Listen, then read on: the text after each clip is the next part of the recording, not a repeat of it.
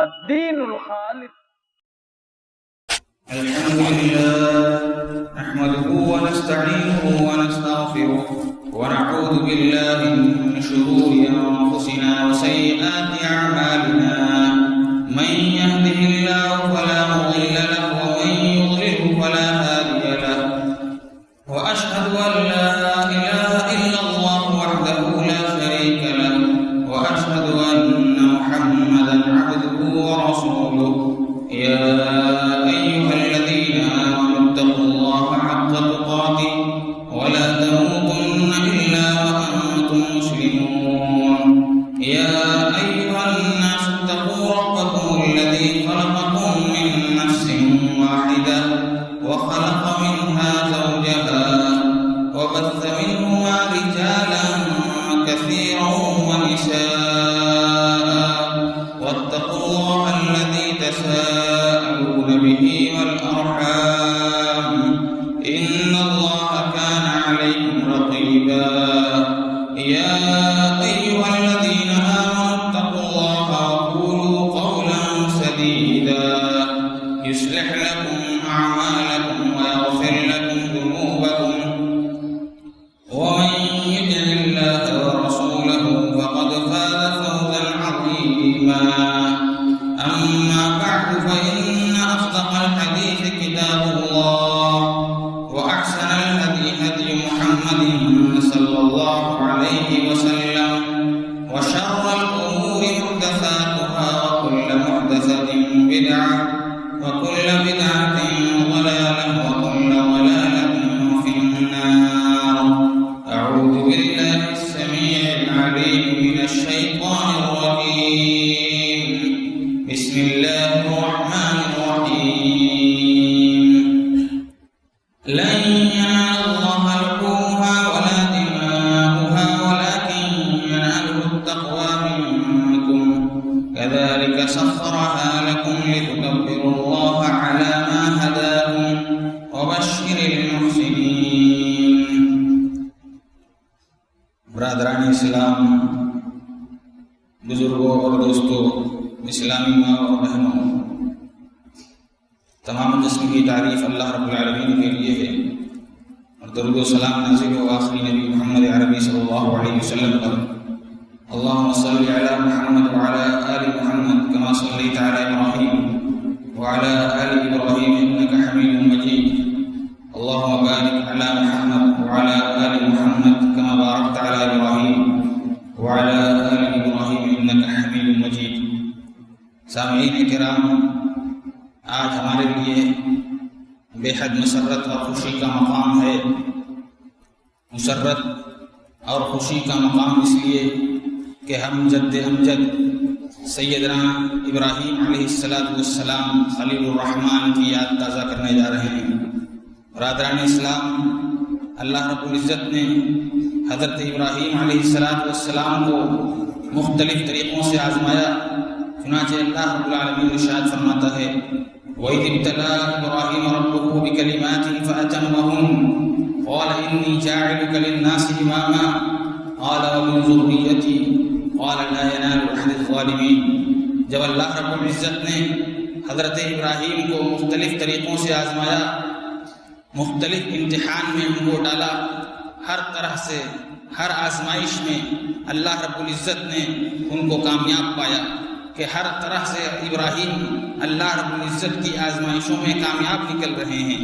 مختلف طریقے سے ان کو ان کی قوم کے ذریعے، اس وقت کے بادشاہ کے ذریعے، طاقت کے ذریعے، مخالف دشمنوں کے ذریعے ان کو آزمایا گیا، یہاں تک کہ ابراہیم علیہ السلام کو نار نمرود میں ڈالے جانے کا منصوبہ بنایا گیا کہ ان کو ایک آگ میں ڈال دیا جائے اور اس آگ میں ڈال کر ان کا معاملہ ختم کر دیا جائے، توحید کی آواز کو دبا دیا جائے. ابراہیم علیہ السلام کے لیے بڑی عظیم الشان آگ بھڑکائی گئی. اس آگ کا معاملہ یہ تھا کہ اس آگ کی تپش کی وجہ سے بہت دور دراز تک اس کی گرمی کی وجہ سے لوگوں نے بستیاں خالی کر دی تاکہ اس آگ کی تپش سے بچ سکیں، اور اسی آگ میں حضرت ابراہیم علیہ السلام کو ڈالا جانا تھا. کہ جب ابراہیم علیہ السلام کو منجنیق سے بلند کیا گیا کہ اب آگ میں ڈالا جائے، اس وقت فرشتے آئے اور انہوں نے کہا کہ اگر آپ چاہیں تو اس آگ کو ہم بھسم کر دیں۔ انہوں نے کہا کہ مجھے تم سے کوئی کام نہیں، میرا تم سے کوئی کام نہیں، حسبنا اللہ و نعم الوکیل، ہمارے لیے اللہ کافی ہے اور وہ ہمارا بہترین مددگار ہے۔ حسبنا اللہ و نعم الوکیل۔ تو اللہ رب العزت نے دیکھا کہ ابراہیم علیہ السلام اللہ کے سوا کسی کا ساتھ نہیں چاہتے، اللہ نے ان کو اپنا خلیل بنا لیا۔ ابراہیم علیہ السلام صرف اور صرف اگر چاہتے اور فرشتے سے کہہ دیتے تو وہ آگ ختم ہو جاتی، وہ آگ بھسم ہو جاتی، لیکن انہوں نے کہا کہ مجھے اللہ کی مدد چاہیے، کسی اور کی مدد نہیں چاہیے۔ حسبنا اللہ و نعم الوکیل، ہمارے لیے اللہ کافی ہے اور ہمارا کام اللہ ہی بنائے گا۔ یہ بہت بڑی بات ہے، ہر مومن کے لیے ایک پیغام ہے کہ اسے اللہ پر کتنا یقین کامل اور پختہ بھروسہ ہونا چاہیے، اللہ پر اعتماد اور ایمان کامل ہونا چاہیے کہ ہمارے لیے اللہ کافی ہے۔ جس مصیبت میں ہم گرفتار ہیں اس مصیبت سے نکالنے والا اللہ ہے۔ حضرت ابراہیم علیہ السلام کی اللہ نے کیسے مدد کی؟ آگ میں ان کو ڈال دیا گیا۔ اللہ کہتا ہے قلنا یا نار کونی بردا وسلاما علی ابراہیم، ہم نے کہا کہ اے آگ تو ٹھنڈی ہو جا، سرد ہو جا، سلامتی والی ہو جا ابراہیم کے لیے۔ آگ کی گرمی جو اللہ کے حکم سے آگ لوگوں کو جلاتی ہے وہ گرمی ختم ہو گئی، اللہ کے حکم سے وہ بالکل باغ اور چمن بن گیا اور وہ سلامتی والی آگ ہو گئی جو لوگوں کو جلا دیتی ہے، جو لوگوں کو ختم کر دیتی ہے۔ وہ آگ ابراہیم علیہ السلام کے لیے ٹھنڈی پڑ گئی اللہ کے حکم سے۔ آج بھی ہو ابراہیم سے ایمان پیدا، آگ کر سکتی ہے انداز گلستہ پیدا کہ جو آگ اللہ کے حکم سے ابراہیم علیہ السلام کے لیے ٹھنڈی پڑ گئی تھی، اس آگ کا رب بھی ہمارا ہی رب ہے۔ جو ابراہیم کا رب تھا وہی ہمارا رب ہے، جس نے ابراہیم کی آگ کو ٹھنڈی کر دیا وہی ہماری مصیبتوں کو ٹال سکتا ہے، وہی ہمارے اوپر آنے والی آفتوں کو دور کر سکتا ہے۔ جس نے ابراہیم علیہ السلام کے لیے آگ کو باغ بنا دیا وہی ہماری آگ کو بھی ٹھنڈی کر سکتا ہے۔ ہماری مصیبتوں اور دشواریوں میں ہمارا مددگار صرف اور صرف اللہ ہی ہے، اور ہمارا ساتھ دینے والا اور ہماری بگڑی بنانے والا صرف اور صرف اللہ ہی ہے۔ تو آج بھی اگر کوئی اس روئے زمین پر ابراہیم علیہ السلام جیسی مثال پیش کر دے تو آج بھی آگ اپنی فطرت بدل سکتی ہے اور آج بھی آگ باغ بن سکتی ہے، آج بھی اہل ایمان کے لیے آگ ٹھنڈی پڑ سکتی ہے۔ اسی لیے اللہ رب العزت نے قیامت تک کے لیے ابراہیم علیہ السلام کو مثال بنا دیا۔ فلما بلغ معه السعي قال يا بني إني أرى في المنام أني أذبحك فانظر ماذا ترى قال يا أبت افعل ما تؤمر ستجدني إن شاء الله من الصابرين فلما أسلما وتله للجبين وناديناه يا إبراهيم۔ اولاد کی محبت ماں باپ کو کس قدر ہے، کس قدر اولاد کی محبت ہوتی ہے۔ اب اس آدمی سے پوچھیں جس کی اولاد ہے اس کو اپنی اولاد کی کس قدر محبت ہے، لیکن یہ محبت اس وقت اور زیادہ ہو جاتی ہے جب وہ اولاد بڑھاپے میں ملی ہو، جب وہ اولاد بڑھاپے کا سہارا ہو اور وہ اولاد آخری آس اور امید ہو۔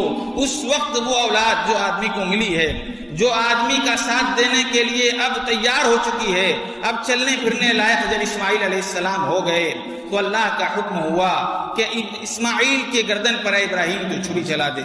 اللہ رب العزت قرآن مجید میں نقشہ کھینچتا ہے کہ حضرت ابراہیم نے اپنے لخت جگر نور نظر اسماعیل علیہ السلام سے کہا انی ارا فی المنام، میں نے خواب میں دیکھا ہے انی اذبحک، کہ میں تمہیں ذبح کر رہا ہوں، میں تمہیں ذبح کر رہا ہوں، فانظر ماذا ترى، میرا خواب یہ اللہ کا حکم ہے، اللہ کا حکم ہے کہ میں تیرے گردن پر چھری چلا دوں، بتاؤ تمہاری کیا رائے ہے، بتاؤ تمہارا کیا خیال ہے اس حکم کے سلسلے میں۔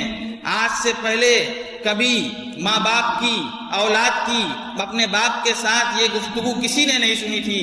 آج آسمان بھی حیران و پریشان، زمین بھی حیران کہ ایک باپ اپنے لخت جگر سے کہہ رہا ہے کہ میں اللہ کے حکم سے تمہارے گردن پر چھری چلانے والا ہوں، بتاؤ تمہارے کیا خیال ہے؟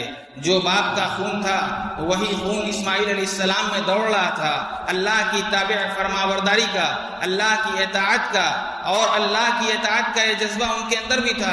انہوں نے کہا یا ابت افعل ما تؤمر، اے ابا جان آپ کو جو حکم ملا ہے وہ کر گزریے، ستجدنی انشاءاللہ من الصابرین، اللہ نے چاہا تو آپ مجھے صبر کرنے والا پائیں گے۔ کس قدر حیرت کا مقام ہے، کتنی بڑی قربانی کا مقام ہے جو ابراہیم علیہ السلام پیش کرنے جا رہے ہیں اپنے اولاد کی شکل میں، اور کتنی بڑی قربانی کا مقام ہے اسماعیل علیہ السلام اپنے باپ کے قربانی میں اپنے آپ کو اللہ کے حوالے کرنے جا رہے ہیں۔ باپ اور بیٹے کی یہ قربانی اس سے پہلے چشم فلک نے، آسمان و زمین نے کبھی نہیں دیکھی جو قربانی پیش کرنے جا رہے تھے حضرت ابراہیم علیہ السلام اسماعیل علیہ السلام کی۔ جب باپ بیٹے راضی ہو گئے، اب ابراہیم علیہ السلام نے اسماعیل علیہ السلام کے گردن پر چھری رکھ دی، وَنَادَيْنَاهُ أَن يَا إِبْرَاهِيمُ، تو ہم نے پکارا اے ابراہیم، قد صدقت الرؤیا، تو نے خواب سچ کر دکھایا، انا كذلك نجزي المحسنین، ہم نیکوکاروں کو ایسا ہی بدلہ دیتے ہیں۔ ہمارا مقصد یہ نہیں تھا کہ تو اپنے لخت جگر کے گردن پر چھری چلائے، ہمارا مقصد یہ تھا کہ ہم یہ دیکھیں کہ بڑھاپے میں ملی اس اولاد کی محبت باپ کے دل میں اللہ کی محبت سے زیادہ تو نہیں ہے۔ اللہ تعالیٰ یہی دیکھنا چاہتا ہے کہ ہمارے دلوں میں اللہ کی محبت پر کوئی محبت غالب تو نہیں آ گئی۔ یہ قربانی جو ہم اور آپ پیش کرنے جا رہے ہیں اسی چیز کا امتحان ہے، اسی جذبہ صادقہ کو دیکھا جا رہا ہے کہ کہیں ایسا تو نہیں کہ ہمارے دلوں میں اللہ کی محبت پر دوسری محبت غالب آ گئی۔ قربانی یہ جانور کے گردن پر چھری چلانے کا نام نہیں ہے، قربانی اپنے ارمانوں کی قربانی ہے، اپنے خواہشات کی قربانی ہے، اپنے پسندیدہ چیزوں کی قربانی ہے کہ ہم اللہ کے لیے اپنے جان و مال کو کیا قربان کر سکتے ہیں۔ اگر ہمارے اندر یہ جذبہ صادقہ پیدا ہو گیا تو جانور کا خون زمین پر گرنے سے پہلے ہی اللہ کے بارگاہ میں ہماری قربانی قبول کر لی جائے گی۔ اگر ہمارے اندر یہ جذبہ پیدا ہو گیا کہ اللہ کے لیے ہم اپنے جان و مال اور اپنے قیمتی متاع کو، اپنے بال بچوں کو، اپنے اہل و عیال کو قربان کر سکتے ہیں اللہ کے لیے، تو اگر یہ جذبہ ہمارے اندر پیدا ہو گیا تو ہماری قربانی کامیاب ہوگی، ہماری قربانی اللہ کے ہاں قابل قبول ہوگی۔ یہی اللہ رب العزت سورہ حج میں فرماتا ہے لن ينال الله لحومها ولا دماؤها ولكن يناله التقوى منكم، کہ اللہ کو تمہاری قربانی کا گوشت یا خون مقصود نہیں ہے، اللہ کو جو مقصود ہے وہ دلوں کا تقوی ہے۔ اللہ کو کیا مقصود ہے؟ تقوی مقصود ہے، اور تقوی یہی مومن کی معراج ہے، یہی عبادت کا مقصود ہے کہ انسان کے دل میں اللہ کا ڈر، اللہ کا تقوی پیدا ہو۔ ان اللہ لا ينظر الى صورکم واموالکم ولکن ينظر الى قلوبکم واعمالکم، اللہ تعالیٰ ہمارے مال و دولت، ہمارے شکل و صورت کو نہیں دیکھتا، اللہ تعالیٰ ہمارے دلوں کو دیکھتا ہے، ہمارے عملوں کو دیکھتا ہے کہ ہمارے دل کا کیا حال ہے، ہمارے دل کے اندر اخلاص ہے، للہیت ہے یا نہیں ہے۔ تقوی یہی مقصد ہے، قربانی کا حقیقی مقصد یہی ہے کہ ہمارے اندر تقوی پیدا ہو۔ اس سے قبل رمضان مبارک کا روزہ جس کی فرضیت اللہ رب العزت نے کی، اللہ رب العزت فرماتا ہے یا ایھا الذین آمنوا کتب علیکم الصیام کما کتب علی الذین من قبلکم لعلکم تتقون، تمہارے اوپر رمضان مبارک کے روزے فرض کیے گئے جس طرح تم سے پہلے لوگوں پر فرض کیے گئے تھے۔ مقصد کیا ہے؟ تاکہ تقوی پیدا ہو جائے۔ یہی حصول تقوی کا حصول عبادت کی اصل ہے۔ عبادت، تمام عبادتوں کا مقصد مومن کے اندر اللہ کا ڈر، اللہ کا خوف، اور اللہ رب العزت کے لیے اس کا تمام کام، تمام عبادتیں اس کی اللہ کے لیے ہوں، یہی مقصد ہے۔ اور اسی کو تقوی کہتے ہیں کہ ہمارے اندر اللہ رب العزت سے سچی محبت پیدا ہو جائے، اللہ سے سچی محبت پیدا ہو جائے۔ تمام انسانیت کو خطاب کرتے ہوئے اللہ تعالیٰ کہتا ہے یا ایھا الناس اعبدوا ربکم الذی خلقکم والذین من قبلکم لعلکم تتقون، اے لوگوں، یا ایھا الناس اعبدوا ربکم، اپنے رب کی عبادت کرو، الذی خلقکم والذین من قبلکم لعلکم تتقون، جس نے تمہیں پیدا کیا اور تم سے پہلے لوگوں کو بھی پیدا کیا۔ اس رب کی عبادت کرو جس نے تمہیں اور تم سے پہلے تمام لوگوں کو پیدا کیا، لعلکم تتقون، تاکہ تمہارے دلوں میں اللہ کا تقوی پیدا ہو جائے۔ تقوی و پرہیزگاری ہمارے اندر اللہ کا ڈر، اللہ کا خوف اور اللہ کے سامنے حاضر ہونے سے پہلے اس کے لیے تیاری، یہی قربانی کا مقصد حقیقی اور مقصد ہے۔ اصل مقصد یہی ہے کہ ہمارے اندر اللہ رب العزت کا تقوی ہو، اللہ کا خوف ہو، اللہ رب العزت کا ڈر ہو، اور اگر یہ جذبہ ہم پیش کر لے جائیں تو ہماری قربانی اللہ کے ہاں قابل قبول ہوگی، اللہ کے ہاں ہماری قربانی قابل قبول ہوگی، کہ اللہ رب العزت نے ہمارے دلوں میں تقوی پیدا کر دیا، پرہیزگاری پیدا کر دی۔ ہر بار ہر سال یہ قربانی آتی ہے، رمضان مبارک کے روزے آتے ہیں، یہ اس لیے تاکہ مومن ہر حال میں اللہ رب العزت سے ڈرنے والا ہو جائے، ہر حال میں اس کے دل میں تقوی اور پرہیزگاری پیدا ہو جائے۔ یہ ایک پل دو پل کی بات نہیں ہے، بلکہ پوری زندگی اس کے لیے، پوری زندگی اس کے لیے ہے کہ پوری زندگی ہم اپنے دلوں میں مختلف مواقع پر تقوی پیدا کریں، پرہیزگاری پیدا کریں۔ یہ سال کے اندر بار بار عید کا اور عید الاضحیٰ کا آنا اسی لیے ہے تاکہ ہمارے دلوں میں تقوی اور اخلاص پیدا ہو جائے۔